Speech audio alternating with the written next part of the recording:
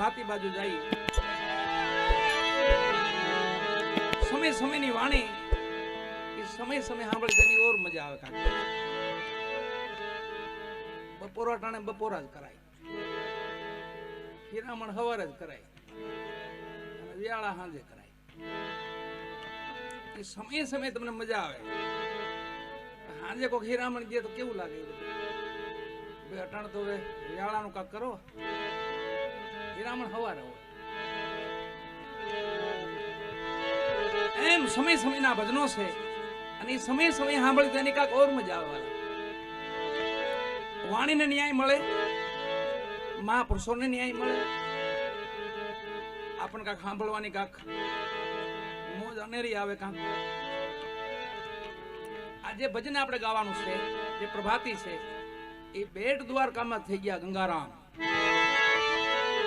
ભગવાનના ધામમાં ભેટ દ્વારકા નામ હકીકત ભેટ દ્વારકા છે કે ત્યાં સુદામાની અને ભગવાન કૃષ્ણની ભેટ થઈ હતી બે ભેટીને મળ્યા હતા એટલે એને ભેટ દ્વારકા કહેવાય પણ બધા બેટ દ્વારકા કે તોય વાંધો નહીં બેટુડું છે એટલે બેટ દ્વારકા કહેવાય અને સુદામા ભગવાન કૃષ્ણ મળ્યા હતા એટલે ભેટ દ્વારકા કહેવાય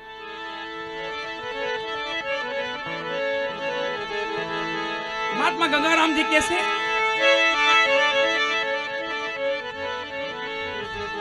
હલકાના મને દ્વારકા બતા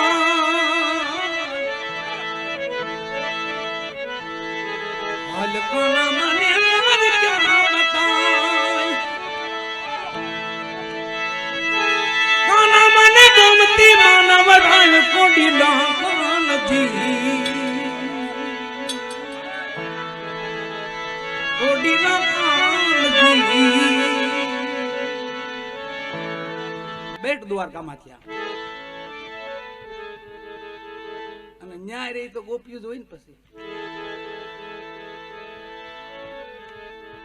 દ્વારકાના જાપે જે રહેતા હોય એ તો મારા નાથની ગોપીઓ જ હોય બધી ગોપી ભાવ છે હાલ કાના મને દ્વારકા બતાય કાના મને ગોમતીમાં નવરાય કોડીલા કાનજી વાલા રહી શકું ના તમ વિના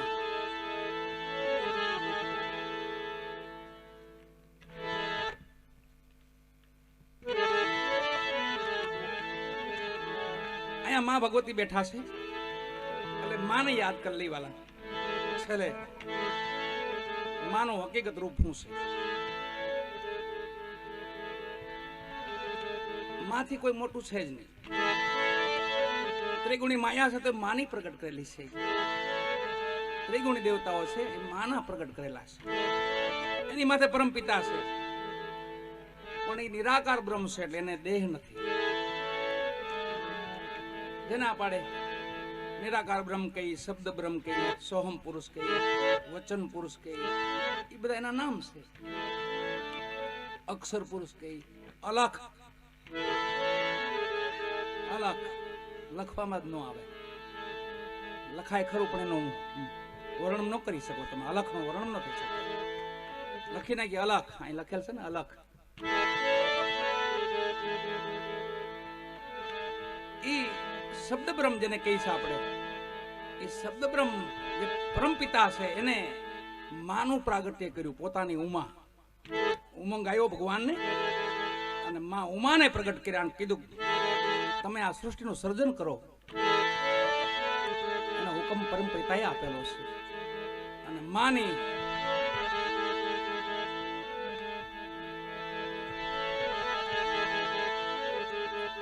માયાનું રૂપ છે ને માયાનું રૂપ માયા આધીન કોને છે ખબર મારા ને તમારા તો કામ કરે ખાલી બાકી આધીન તો એના ધણીને આધીન છે તમને મને આધીન ન થાય તમારા મારા કામ થઈ જાય એ પાક હરિજને માયા હરિને હોપી ભક્તિને માટે એની માયા એને દેવી પડે પાછી એનો ભાર લઈને જો આપણે ફરી તો બોજા રૂપી બની જાય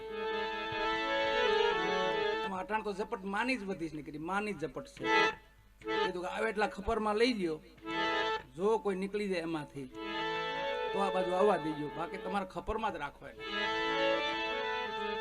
તમારા સંતાનો છે, તમારા બાળકો છે, એને તમારી પાસે જ રાખો. મારી કોઈ ઈચ્છા કરે કે મારે બાપને જોવો છે તો મોકલજો આ બાજુ, બાકી તમારી પાસે જ રાખો. મહાતત્વ છે, બધાથી પરે છે. આમાં નથુરામજી આ વાણીમાં કહે છે, એનું ભજન છે, પાછું બીજું ભજન. પાછા નહીં પડે સંતો, પાછા નહીં પડે સતના ધીંગાણે સાધુડા, પાછા નહીં પડે. એની આ બીજી વાણી છે. હામદ ભગત જે થરા શિવપુરી બાપુના શિષ્ય હતા અને ભક્તરાજ હતા, વાણી સુંદર લખતા.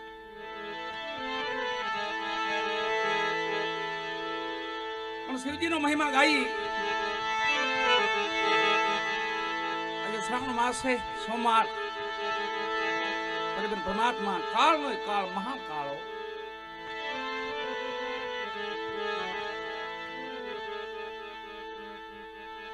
એક સમય હમણાં આપણી માંથી પસાર થઈ ગયો. સમય આંકડા આવતા, આજ એટલા મર્યા, આજ એટલા મર્યા, આજ એટલા મર્યા, એવા આંકડા આવતા. આપણે કોઈ સાંભળ્યા નહોતા. સાપામાં કઈ કઈ સમાચાર સાંભળતા, ભાઈ વહી ગયા, આ ભાઈ વહી ગયા, એવું સાપામાં સાંભળતા. એ સાપુ જોવાનો તો અમુક ને ટાઈમ હતો, બાકી સાપા કોઈ નો વાંચતા. પણ ખરેખર હકીકતમાં શું ખબર, આ સૃષ્ટિમાં, આપણી સૃષ્ટિમાં કાયમ માટે ભોળાનાથની ખોરાકી છે. ખોરાકી ભોળાનાથની ખોરાકી 1.25 લાખ માણાને ખાવાની. કાળનો કાળ કીધો છે ને, 1.25 લાખની ખોરાકી છે, તો આમાં લાખ પાછા જન્મે છે ને.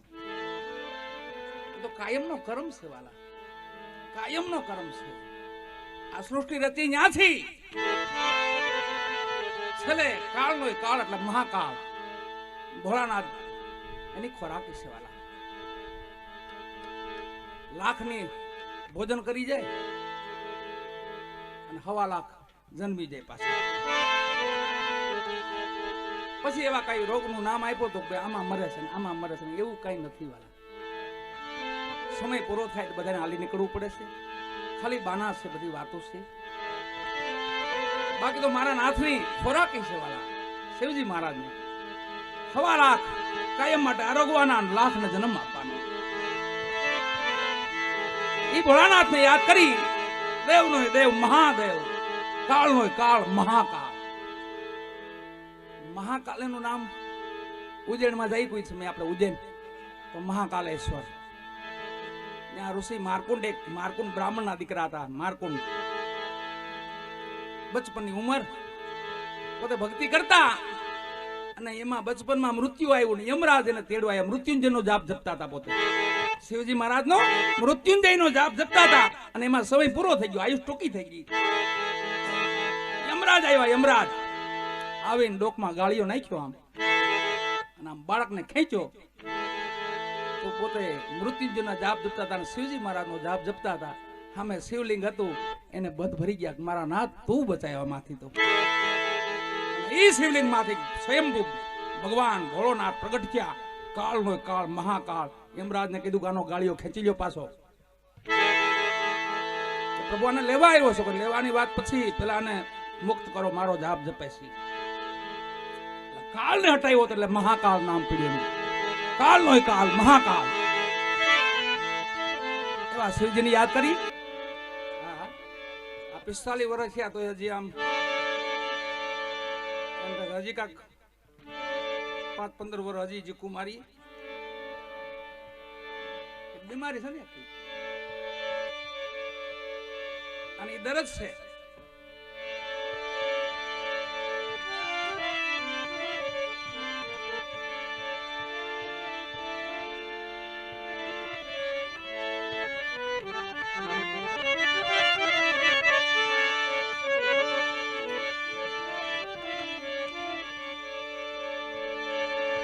આપણી ભૂમિમાં, આ ભૂમિમાં તો ઘણા મહાપુરુષો સંતો તો જેનો કોઈ માપ નહીં વાલા, એટલા મહાપુરુષો છે.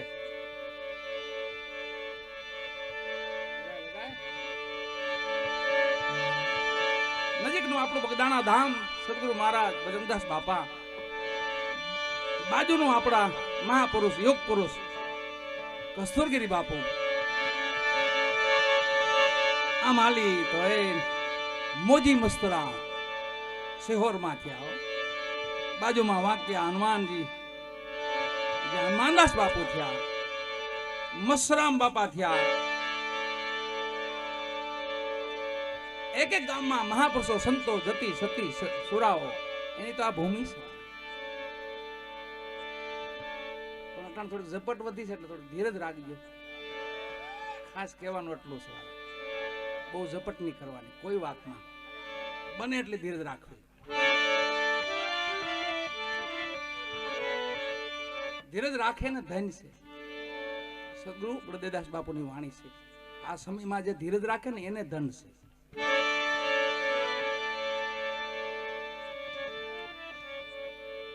હાલ હાથીની જેવી રાખવી, કે હાથી કેમ હાલતો એવી હાલ રાખી, બહુ દોડવું નહીં. દોડવામાં થકાઈ જાય થાય બહુ. તમે કામ હાટ ઓળી કાઢી તો બરાબર છે, કારણ નળિયું કાઢી કાંઈ કામ નો નળી કાઢતા બોલ.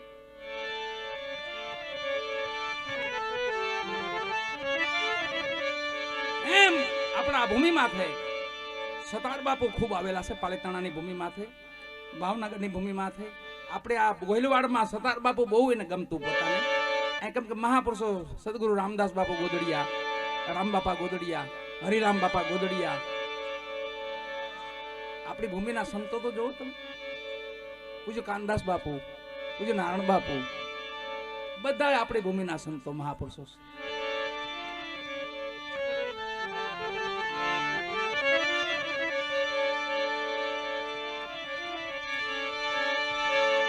એક સરદાર બાપુની વાણી છે જેમાં આખો એક ઇતિહાસ માયેલો છે. એ વાણીમાં સરદાર બાપુ પાલિતાણા આવે છે. એને ખબર પડી પાલિતાણા દરબાર સાહેબ ની ત્યાં સંતો પધાર્યા છે, તો બધા દર્શન માટે આવે છે વાલા. તો ઠાકોર સાહેબ એમને ખૂબ સન્માનિત કર્યા. પધારો સરદાર પધારો. પણ બધાય મહાપુરુષોની હાજરી જોઈને ને રામ બાપા ગોદડિયા,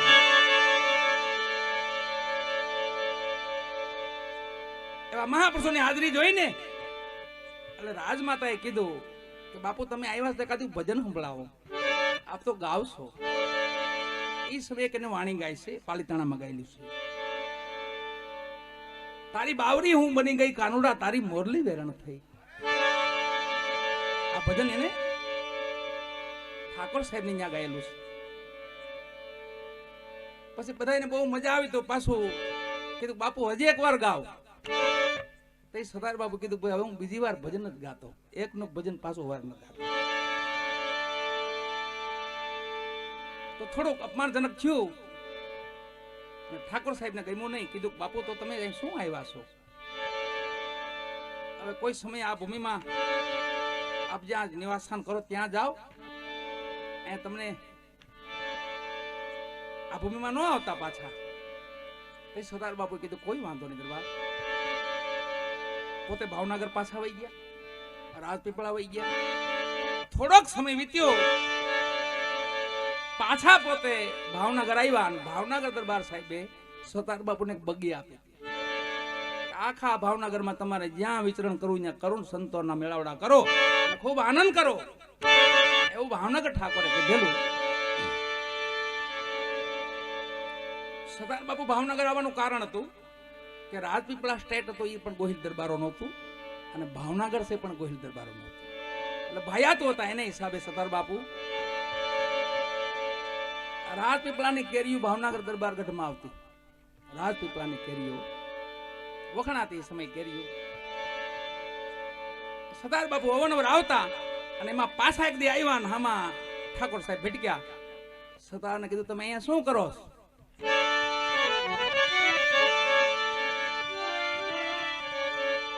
ત્યાં પોતે કઈ બોલ્યા નહીં. માનો પણ અથોક મહિમા છો.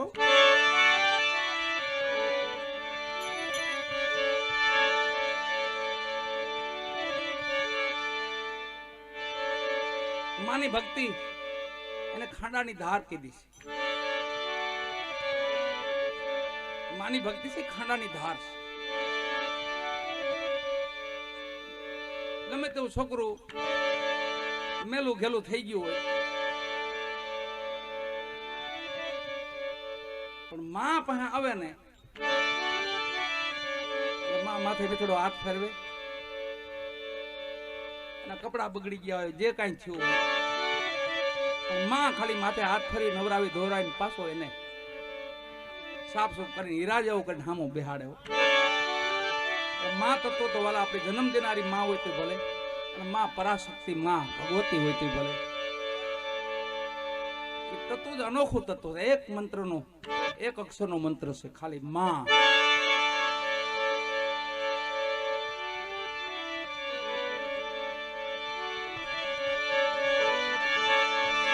અને જ્યાં જ્યાં ભક્તોને દુઃખ પીડ્યા છે, જ્યાં જ્યાં એના બાલુડાએ જ્યાં જ્યાં યાદ કર્યા છે, જ્યાં માં ભગવતી નવલા રૂપ બહુ માના.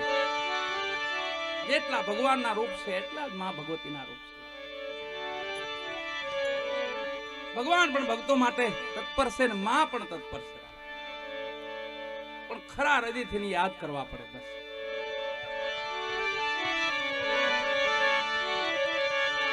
અહીંયા જુનાણાનો ધણી રા નવઘણ બેન જાહલની વારે ચડે છે અને માં ભગવતીને યાદ કરે છે. માં ખોડિયારને કહે છે કે માં મારે વારે જાવ છે, બેનની વારે જાવ છું. તો માં ભગવતી ખોડલ ભેગા આયલા હતા, વાલા ભેગા આયલા હતા. માં વરવડી વચ્ચે, માં વરવડી માં ને વચ્ચે મળ્યા છે. જ્યાં દળકટક રોકાણું છે ત્યાં માં વરવડી ની ત્યાં રોકાણું છે.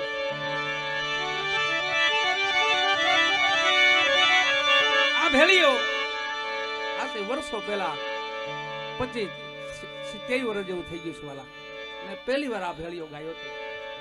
ત્યાંથી હજી લગી માની આસીમ કૃપા છે માથે. હજી કોઈ દી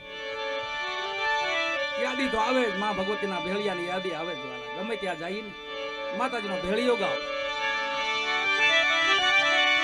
અમારા નંગાભાઈ ચારણ ખંભાળિયાના છે, ખંભાળિયા વિસ્તારના છે નંગાભાઈ ચારણ.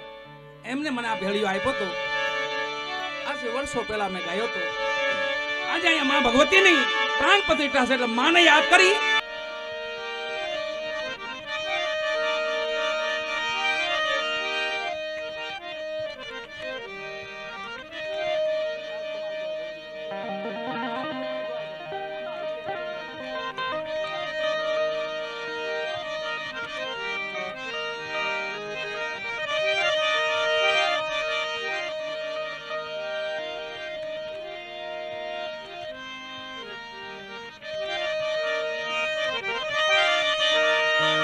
શિવજી મહારાજને યાદ કરવા છે. પણ એ પેલા એક વાણી લઈ લઈ ત્યારબાદ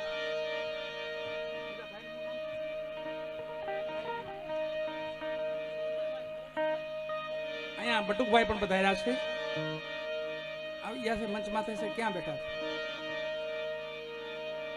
હા, બટુકભાઈ આવ્યા છે, એમને પણ સાંભળી ત્યારબાદ આપણે ભોલાનાથને યાદ કરશું. વાલા આજની રાત છે શિવજી મહારાજને પણ યાદ કરશું. માં ભગવતીને યાદ કર્યા, સદગુરુ મહારાજને યાદ કર્યા. વાણીનો કોઈ પાર નથી. એટલે એવી એક સદગુરુ મહારાજને પાછા ફેરથી યાદ કરી લઈ, ત્યારબાદ ભોળાનાથને યાદ કરશું. પણ બટુકભાઈને સાંભળ્યા બાદ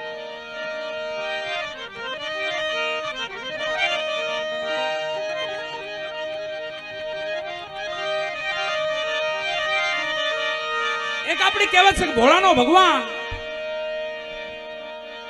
એ સત્ય ઘટના છે, હકીકત સત્ય છે. એ આપણે કેવું પડે હકીકત સત્ય બોલો. એ કેવી ઘટના કહેવાય? નકર ખબર હશે કે બની જ ગયું છે, હકીકત જ છે, એને આપણે હકીકત કેવું પડે બોલો. તમે માનજો હકીકત છે, આ સત્ય છે એવું માનજો કેવું પડે.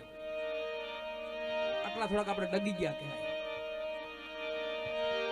આપણે આપણા સંતોને ન ઓળખી, માં ભગવતીને ન ઓળખી, પરિબ્રહ્મ પરમાત્માને ન ઓળખી, થોડાક દોરવાઈ ગયા કહેવાય આપણે. એટલે એવા ભોળાનો ભગવાન એટલે ડુંગર ભગત જે રાજસ્થાનમાં થયા. હમણાં અમે રાજસ્થાનથી હાલ્યા જ આવીએ છીએ.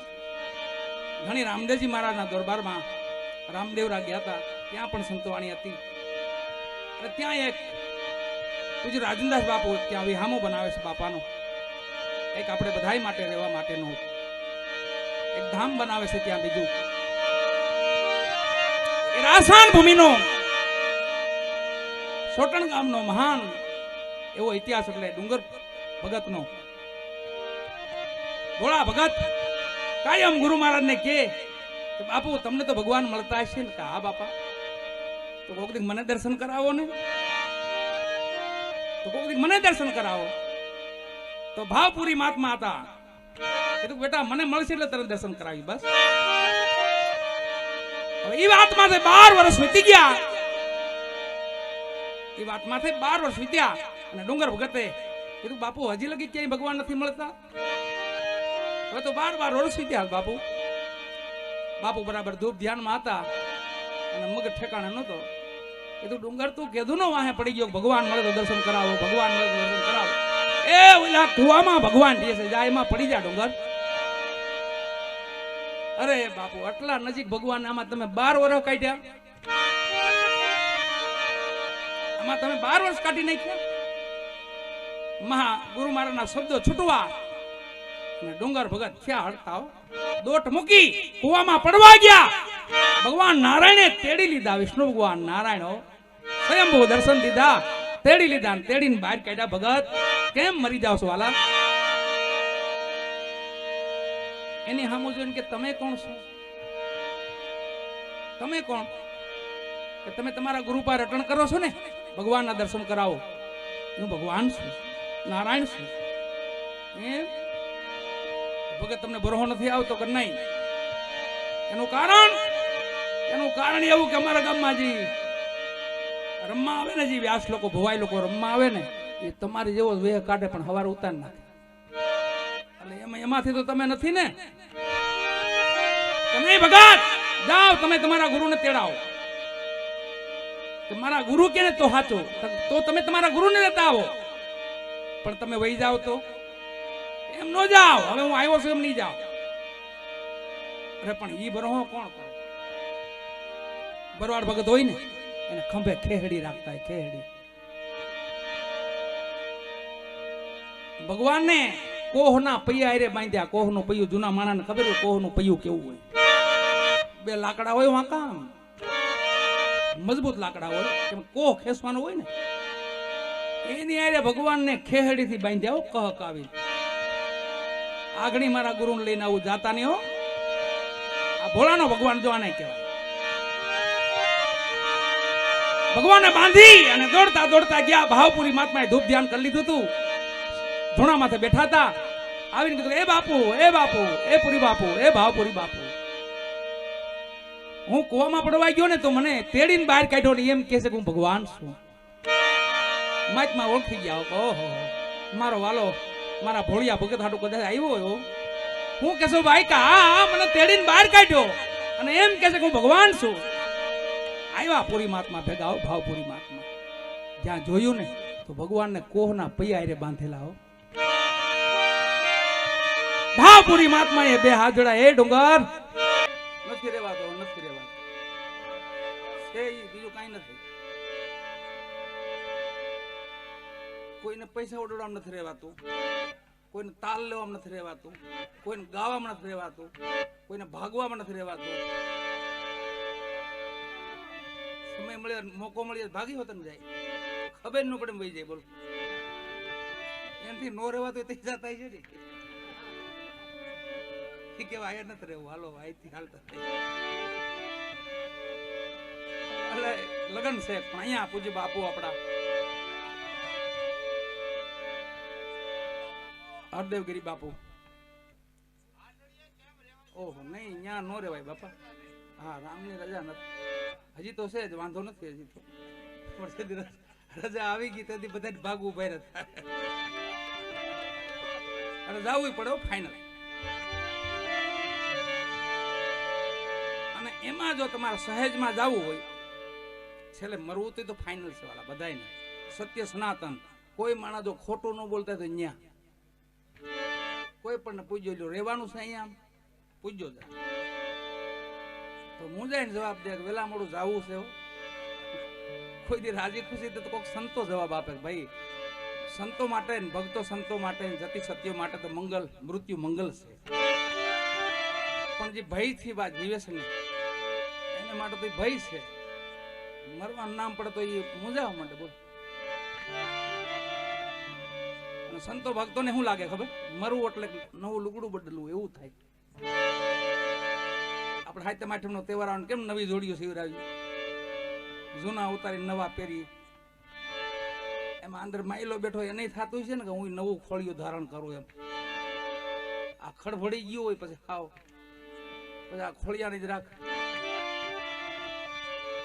કોઈ સારા સત્કાર્ય કર્યા હોય, આવા ભજનો કર્યા હોય, ભજનો સાંભળ્યા હોય, સેવાના કાર્ય કર્યા તો વાંધોય ન આવે.